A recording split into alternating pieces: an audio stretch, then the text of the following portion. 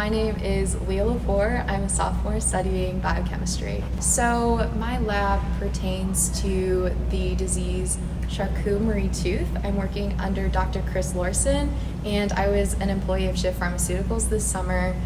Pretty much what we're doing is, since this disease is caused by an overexpression of protein, we're trying to find that happy medium of this protein expression.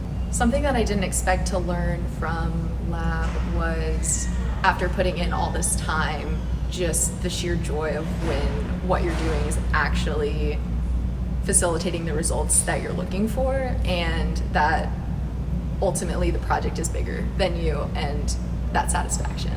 What I've learned from my mentor has been how to navigate different problems that we encounter in the lab, and to not necessarily get caught up in the detail, and sometimes you just need to take a big picture approach, which has been, again, applicable to real life too.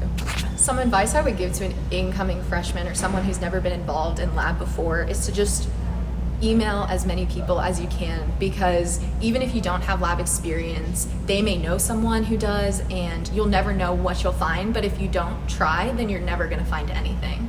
The first place to start for someone who's interested in looking for research would probably be a bunch of professors' websites, looking at their research, reading articles and publications, and seeing if it's something that you're interested in.